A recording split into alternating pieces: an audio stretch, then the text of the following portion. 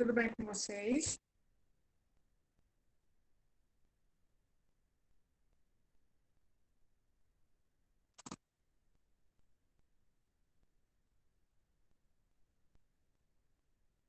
A atividade que eu passei ontem para vocês, gente, foi a página 258, certo?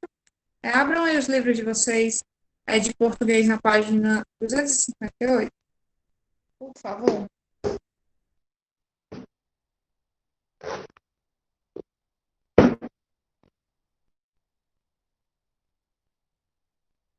Vamos fazer a correção da 258 até a 260. Abram aí esse livro, por favor.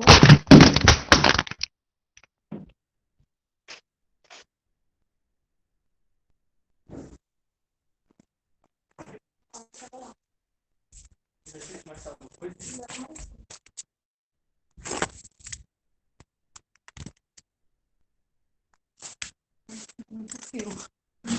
Vamos lá, gente, iniciar. Quem é que pode dar início aí à leitura? Na página 258.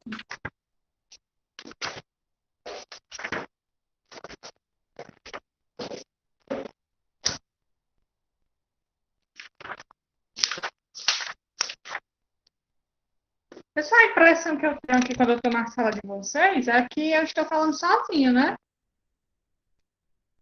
E se for para me falar sozinho, não ia dar aula para vocês. Né? Eu dou um boa tarde e ninguém responde. Eu pergunto quem é que vai ler, ninguém responde.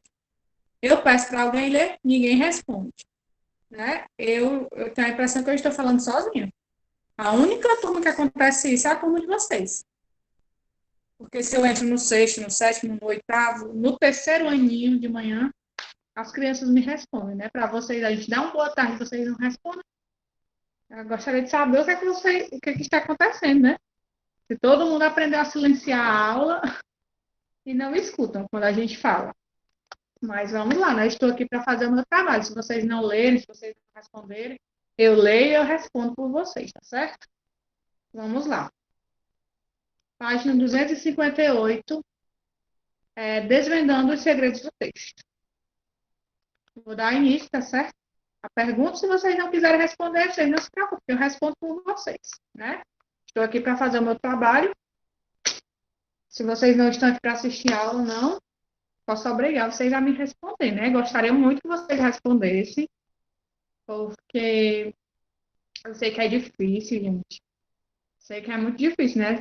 Estudar online, virtualmente. Para mim também não é fácil, tá certo? Eu acho que para ninguém está sendo fácil.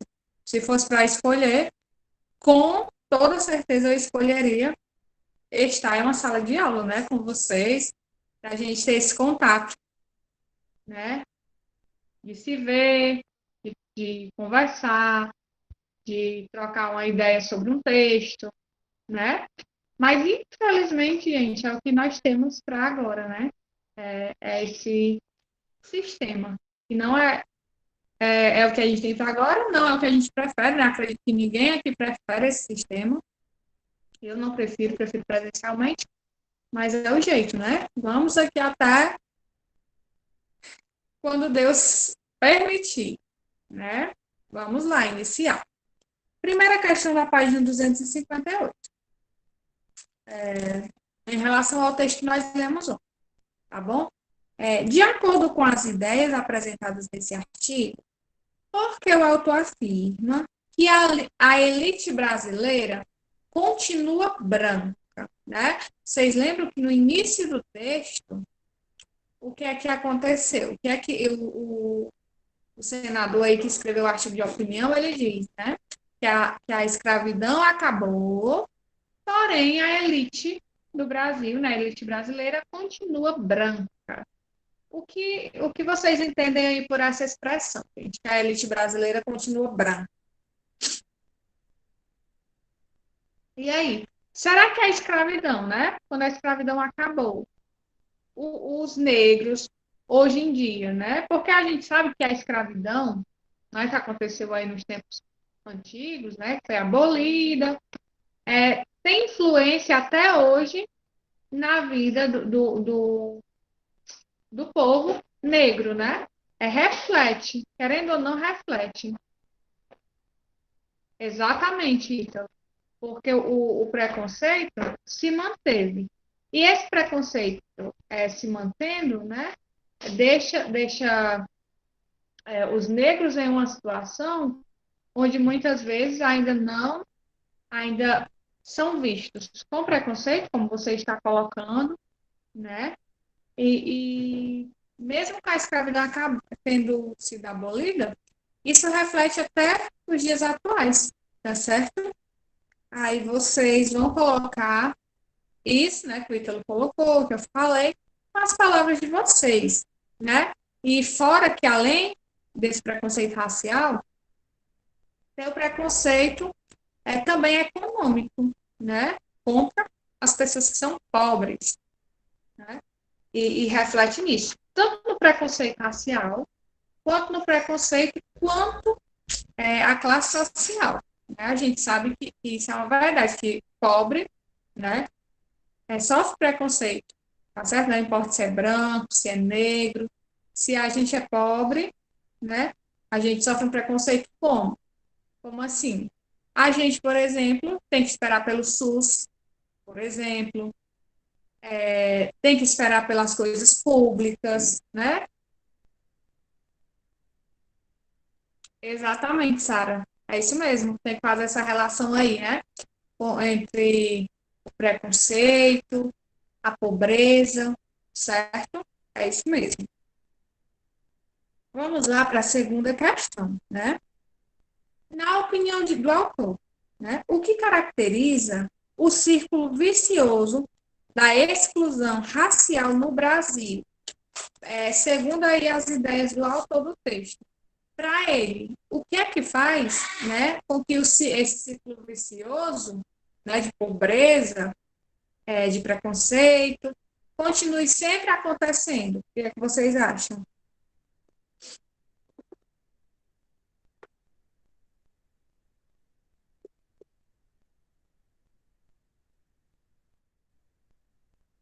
Aí vocês têm que fazer aí tem que dar uma explicação aí onde envolva o quê? Né? A pobreza, a classe econômica, a classe social, tá certo?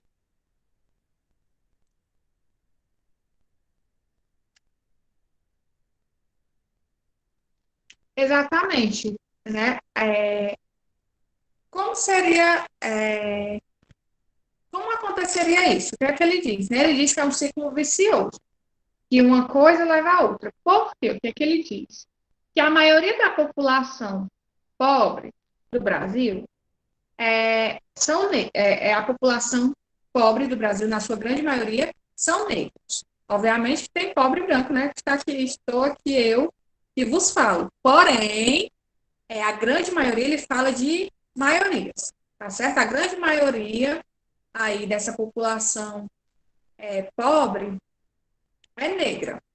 Aí o que é que ele diz? Por que é que o ciclo é vicioso e fica sempre se repetindo? Porque se eu sou pobre, né, eu não tenho condições de ter uma boa educação. Por exemplo, né? Óbvio que pode acontecer que uma pessoa pobre consiga uma bolsa de estudo em uma escola muito boa, mas é entre 1 milhão, né? A regra é que se eu sou pobre, eu não tenho condições de pagar uma boa educação, né? Consequentemente, se eu não tenho uma boa educação, eu não vou conseguir entrar em uma boa faculdade. Se eu conseguir entrar em uma faculdade, se eu não conseguir entrar em uma boa faculdade, eu não consigo ter um bom emprego. Se eu não consigo ter um bom emprego, eu não consigo ter um bom salário. Se eu não consigo ter um bom salário, eu vou continuar pobre. Por isso que ele diz que é um ciclo vicioso, entendeu? A base é a educação, né? Se eu sou pobre, eu não tenho uma educação de qualidade, provavelmente eu também não irei ter um emprego de qualidade. E se eu não alcanço esse emprego de qualidade, minha vida continua na mesmice. Eu vou continuar, né, pobre, e eu vou ter filhos, e os meus filhos também serão pobres, né? Se a mãe é pobre, o pai é pobre, o filho também é pobre, e provavelmente, quando esse filho nasce, né, dessa pessoa, ele também vai continuar a mesma coisa. Não vai ter condições de ter uma boa educação e a história se repete. Entenderam, pessoal? É o que é esse ciclo aí? O que seria esse ciclo vicioso?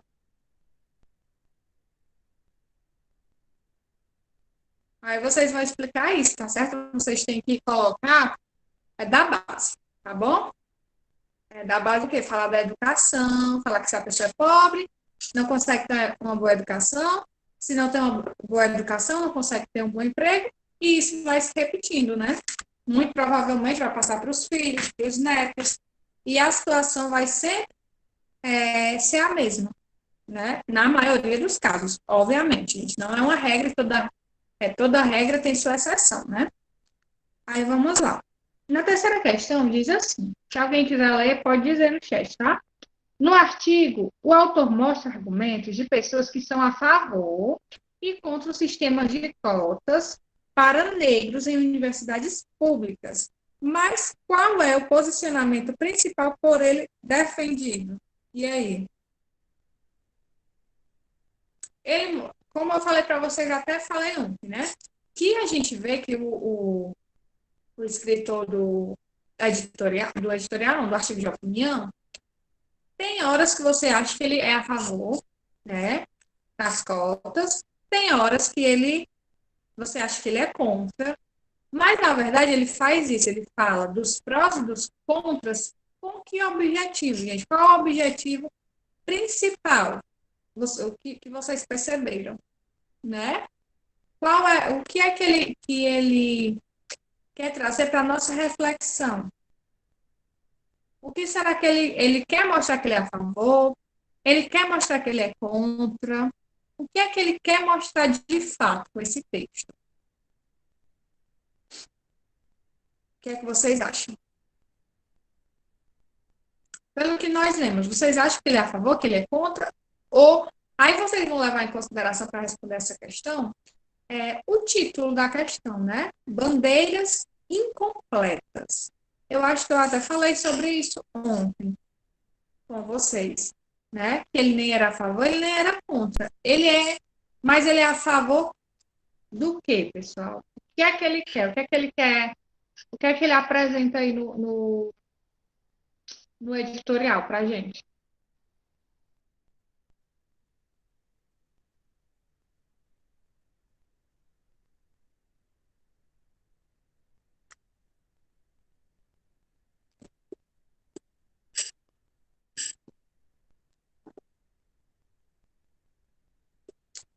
Na verdade, gente, ele nem afirma, né, que é a favor e nem afirma que é contra, né?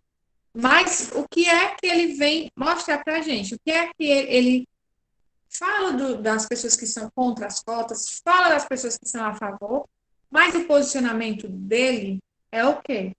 É que ele acredita, né, que ser a favor das cotas, ser contra as cotas, não é uma solução. O que seria uma solução? Seria ver essa bandeira, né, ele chama de bandeira, é uma bandeira que as pessoas levantam, no seu todo, certo? E como seria ver essa bandeira no todo? Seria ter escola de qualidade para ricos, para pobres, para brancos, para negros. Ele acredita na educação, numa educação que seja igual para todo mundo, né? É isso que ele fala, porque ele cita que as pessoas pensam nas cotas, mas não pensam na educação dessa pessoa. Pensam nas cotas, mas em compensação, alguém tirou uma nota um pouco melhor, ficou para trás. Aí o que ele diz, né? Que essa bandeira deveria ser vista por completo, tá certo? A bandeira aí que ele fala, a bandeira da pobreza, da educação, né? Até chegar aí nessas cotas. Tá bom? Aí vocês vão explicar isso com as palavras de vocês, certo? Vou ler aqui o que tem no livro, tá? Só para vocês se basearem, mas o que eu falei, eu creio que vocês entenderam. Ele diz assim, ó, ele é a favor de uma bandeira completa, que a escola dos pobres tem a mesma qualidade da escola dos ricos, certo? Então, a bandeira que ele levanta é essa, né? Que a escola seja igual para todo mundo, certo? É independente de cor, de raça, de classe social, né? O que nós sabemos que é uma coisa que está bem distante da nossa realidade, né? Bem distante da nossa realidade mesmo. Quem sabe um dia, né, o nosso país seja um país igualitário, né? Em relação à educação. Aí vamos lá. Na quarta, tem assim, aponte dois argumentos apresentados pelos defensores das cotas. Essa questão, vocês iriam fazer ela baseadas no texto, tá bom? Vocês iriam tirar do próprio texto dois pontos de vista que os defensores das cotas, né, eles falam. Quais pontos de vista, quais pontos de vista são esses? Né? Que ponto de vista eles têm, os defensores das cotas? Aí no texto, vocês iriam tirar dois desse texto. O que foi que vocês colocaram? Vocês poderiam tirar as palavras do próprio texto, certo?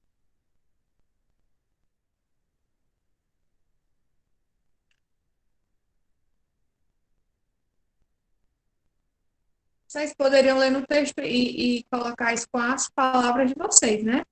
Deixa eu procurar aqui em que parágrafo ele fala.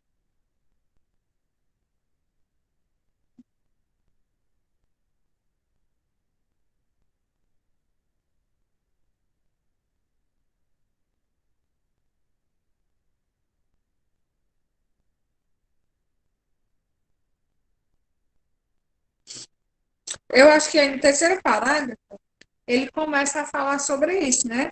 Quando ele diz assim, para se beneficiar das cotas, o jovem negro precisa concluir o ensino médio, fazer cursinho, passar no vestibular. O aluno que se beneficia da cota não é menos qualificado por causa de décimos na nota, né, do vestibular. Tem uma classificação pior como profissional. No vestibular, não é necessariamente um mau profissional. Mas, na verdade, é que esses décimos deixam alguém para trás. Aí, mais na frente, ele vai falar outros pontos, né, das pessoas que são a favor das cotas. O que é que essas pessoas afirmam, essas pessoas que são a favor dessas cotas? Vocês conseguiram encontrar?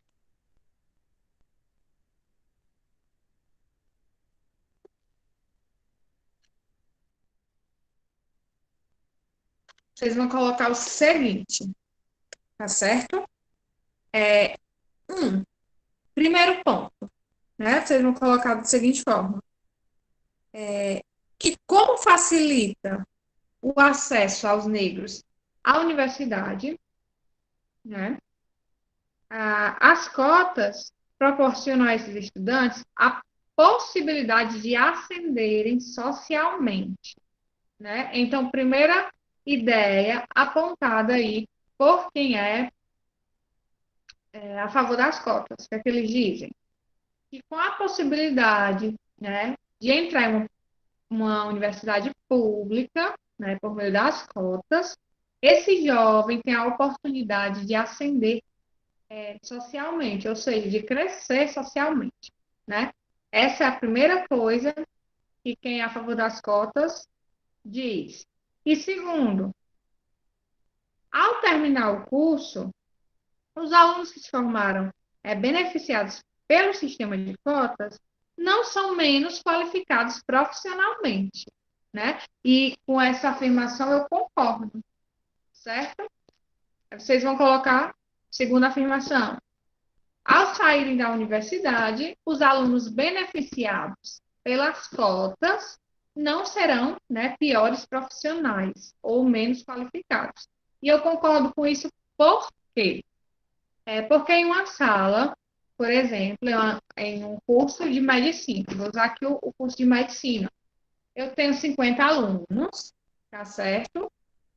E eu tenho um aluno ali naquela sala que entrou, né, pelo sistema de cotas.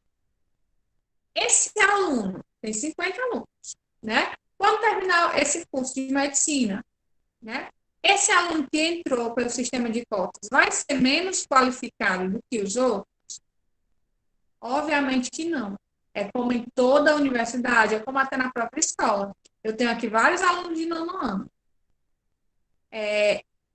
O que é que vai garantir que um, né, aprenda mais que o outro, que um se saia melhor que o outro, né?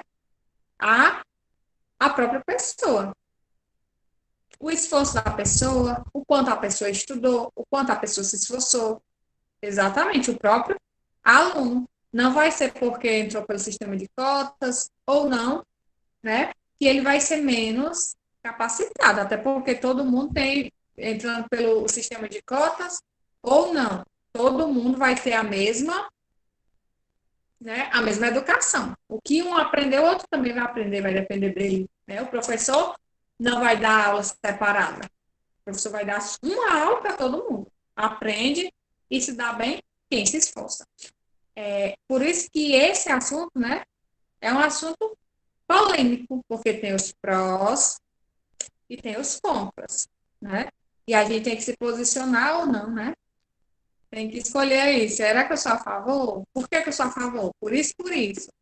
Mas e os contras? Por que eu sou contra? Por isso, por isso, por isso, por aquilo.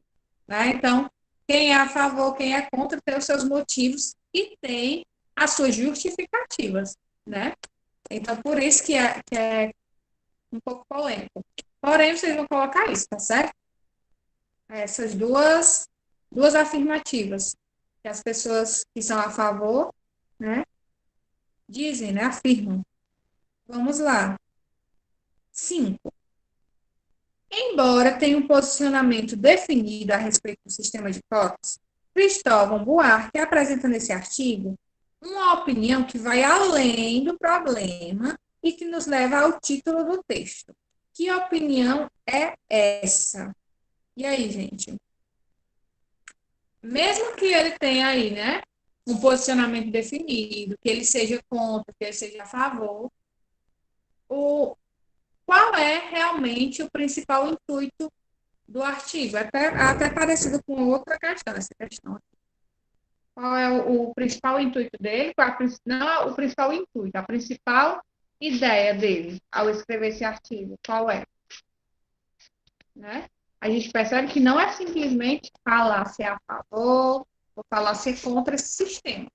Mas ele tem um ideal maior, principal. Ele apresenta, ele dá sempre uma ideia principal que fica bem clara no final do texto. Que seria que ideia? A ideia, né, de que todos merecem e devem, todo brasileiro merece e deve ter uma boa educação. Também, ele demonstra isso, né, que em todos os segmentos tem essas bandeiras incompletas. Aí você pode completar sua resposta falando, tá certo, do sistema que ele defende aí, que é uma educação igual para todos os brasileiros, tá certo? Né? Ele realmente demonstra isso, né? Que as causas pelas quais as pessoas lutam, na maioria das vezes, são incompletas, porque a pessoa pensa nisso, né? Isso aqui, mas não pensa no que pode acontecer, não pensa no futuro, não pensa as consequências daquela escolha. Então, realmente, ele fala disso também, né? E tanto que em todo o movimento aí, na maioria, pelo menos, as bandeiras são incompletas, certo? Questão número 7. As bandeiras incompletas, a que se refere o autor do texto, são um resumo da sua ideia central. Elas podem ser explicadas a partir de um exemplo simples. A situação a seguir, imaginária, é uma bandeira incompleta, né? Vocês veem aí que eles colocam entre aspas. Leia atentamente e explique por que é incompleta e o que deveria ser feito para que se tornasse completa. Exatamente, Maria Lúcia. Ele defende essa bandeira completa. O quê? Se eu penso no sistema de cotas, eu não posso pensar só no momento, se eu sou a favor, se eu sou contra. Porque o que é que ele defende, o que, é que a gente entende que ele defende? É que o programa das cotas, né? É bom, né, para alguém, né, que vai ser beneficiado por aquilo, mas não resolve o problema, certo? O problema é o quê? O problema está na educação, está na base, né? Então, não seria simplesmente só ter as cotas. O que é que ele quer dizer? O que é que a gente entende? Que só que esse programa de cotas não resolve um problema muito maior, que é o problema da pobreza, que é o problema da educação, que eu tenho educação, o rico tem a educação melhor que o pobre, e se eu tenho uma educação melhor que o outro, eu tenho mais oportunidades. Isso é fato, até porque nos dias atuais, gente, ter uma boa educação é tudo para se ter uma profissão, né? Aí vamos lá. Lembrando que essa situação é uma situação imaginária, tá certo? Vocês vão explicar o motivo dessa situação aqui, a gente poder chamar ela de bandeira incompleta. O que precisaria para que essa situação fosse uma bandeira completa? O caso é o seguinte: em, desculpa, gente. Em uma escola, há goteiras nas salas de aula. Revoltados, os alunos começam um movimento para exigir que a direção compre baldes e coloque embaixo das goteiras para recolher a água infiltrada. Essa é a nossa situação problema, né? Uma situação imaginária que o livro traz. Por que, gente, que essa situação, né, seria um problema? É como se essa situação aqui fosse uma metáfora, certo? Para a gente entender os problemas sociais, né? Eu tenho uma sala cheia de goteiras. Aí os alunos fazem o quê? Exigem que sejam comprados baldes, né, para colocar ali naquela sala, para que esse problema acabe. Por que que isso é um exemplo de bandeira incompleta? Sem saberem me explicar.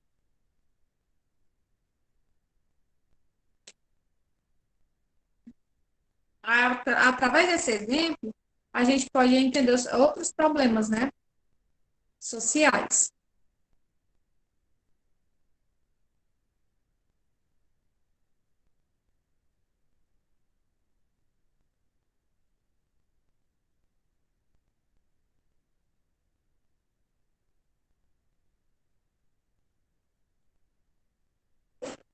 Pode escrever, sabe? Estou aguardando. Exatamente. Né? A gente vê desigualdade, pobreza. Porém, a gente também, analisando esse exemplo como uma metáfora. O que é que a gente, por que é que essa bandeira, gente, eu chamaria ela de incompleta? Pelo seguinte, ó, vamos imaginar aqui essa situação, né? Pronto. Quando eu explicar para vocês vão dizer, ah, é mesmo. Né? Vamos imaginar essa situação. Eu tenho aqui minha casa, eu vou usar minha casa. Está cheia de goteiras e eu uso baldes para aparar aquela água, né, infiltrada. Porém, eu colocar esse balde, gente, na minha casa, na escola, de fato, isso é resolver o problema? Eu colocar o balde realmente está resolvendo o problema da goteira? Não, né? É uma solução que eu faço naquele momento, mas essa solução é uma solução para o momento. A solução era o quê? Era consertar, né, o telhado e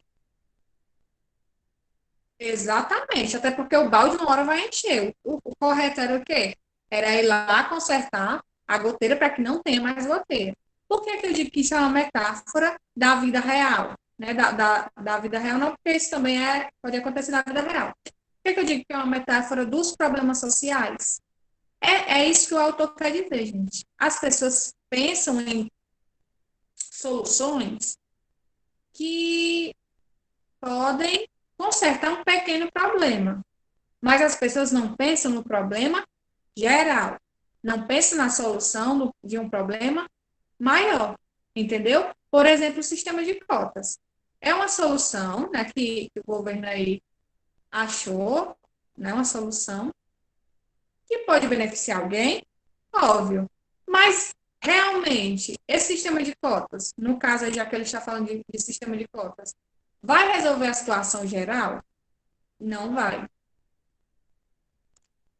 Isso, é isso mesmo, Sara. As pessoas criam a solução para aquele momento, mas não pensam no geral, no futuro.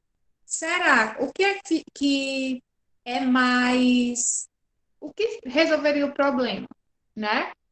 É um sistema de cotas, ou né, de cota racial, ou de cota para ganhar uma bolsa porque estudou em escola pública, ou seria mais viável, o que resolveria o problema seria o quê? Ter uma educação de qualidade, né? Para quem é pobre, para quem é rico, uma educação que fosse de qualidade para todos. Óbvio que uma educação de qualidade para todo mundo, né? É por isso que ele usa esse exemplo dos baldes, entendeu? É isso que acontece com essas bandeiras incompletas, como ele chama. As pessoas pensam em soluções para aquele momento, mas o problema maior realmente não é resolvido. Então, é isso que vocês vão escrever nessa questão, entendeu? Falar que esses baldes aí, nessa situação, resolveriam um problema momentâneo, porém, não resolveria o problema de verdade, né? O problema geral. E da mesma forma acontece na nossa sociedade. Então, vocês vão fazer aí essa analogia, tá certo? Comparando esse exemplo, né, dos baldes com a sociedade. Isso, né? É uma solução naquele momento, mas que de fato não resolve o nosso problema. Entenderam? Bem interessante essa questão. Acho essa questão super interessante, né? Aí vocês podem falar isso com as palavras de vocês, tá bom? Vamos fazer a questão número 8 para encerrar, né? Se der tempo, a gente faz a nota. No artigo, percebemos que o autor tem grande preocupação com a educação. De acordo com seus argumentos, ela é uma importante ferramenta de exclusão, não tem importância para as pessoas, representa a morte de pessoas na sociedade, é feita de maneira igualitária no Brasil, favorece a inclusão das pessoas na sociedade. E aí?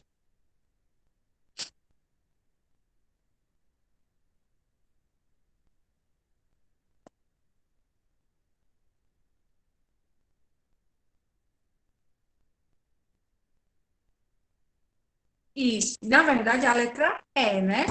Porque ele fala muito da educação e a educação para ele é uma porta de inclusão, tá certo? De pessoas na sociedade. Ou seja, para ele, né, e eu concordo com ele, a educação é a porta que vai permitir a pessoa ser incluída, né? A pessoa crescer, a pessoa ser, a pessoa ter. Então, para ele, a educação é a porta para tudo isso, tá certo? Então, realmente, essa questão é letra E, tá bom? 9. O texto abaixo é um trecho do artigo de opinião Uma Justiça Cega para o Racismo, de Luciana Abad, publicado pelo Jornal do Brasil. Leia-o com atenção. Os juristas brasileiros ignoram o crime do racismo. Por isso, a cada 17 denúncias de racismo, apenas uma virá ação penal no Brasil. Pior, no Rio, entre as que viram, 92% delas não são enquadradas como racismo, mas interpretadas como injúria. A constatação é do sociólogo Ivaí Augusto dos Santos, que analisou 12 mil processos e sentenças judiciais em 18 capitais brasileiras. De maneira geral, na maioria das vezes, o crime de racismo é desconfigurado como tal, o que abranda a pena do agressor, que pode ser liberdade mediante fiança. E os juízes não veem o crime de racismo porque não aceitam o fato de que há racismo no país. Muitas vezes, as agressões são entendidas como simples brincadeiras. Não existe a menor sensibilidade da justiça para o quanto isso é doloroso para quem sofre o preconceito. Em alguns estados brasileiros, né, o dia 20 de novembro é marcado como Dia da Consciência Negra, em homenagem a um personagem histórico importantíssimo na luta contra a escravidão, que é o Zumbi dos Palmares, morto nesse dia no ano de 1695. Líder do Quilombo dos Palmares, Zumbi foi um símbolo de resistência negra contra a exploração branca. Agora, tendo em vista as ideias apresentadas no texto de Cristóvão Buarque e no trecho reproduzido anteriormente, discuta com os seus colegas, com o professor. Defender a criação do Dia da Consciência Negra foi defender uma bandeira incompleta. O questionamento vai ficar aí, tá certo? Para nós discutirmos amanhã, né? O que é que a gente vê nesse texto? Interessantíssimo e muito triste, né? Que de 17 casos de racismo, apenas um é considerado racismo de fato no Brasil. E quando é considerado, os juízes, né, ainda alegam ser brincadeiras. O que faz o que? A pena do agressor, né, da pessoa que é preconceituosa, comete esse crime, porque é um crime, ser banalizada, uma pena mínima. E aí? Defender o Dia da Consciência Negra. Será que é uma bandeira incompleta? Vamos discutir isso amanhã, tá certo? Gostaria que vocês respondessem essa. Eu sei que é para discutir, mas respondam aí. Vocês podem escrever até no cantinho aí do livro mesmo. A opinião de vocês, porque amanhã a gente vai discutir isso, né? A opinião de vocês. Se vocês acham que defender esse dia é uma bandeira incompleta ou se é uma bandeira completa. Ok, pessoal? Desejo a vocês uma ótima tarde. Fiquem com Deus, se cuidem e até amanhã, tá bom? Tchau, tchau.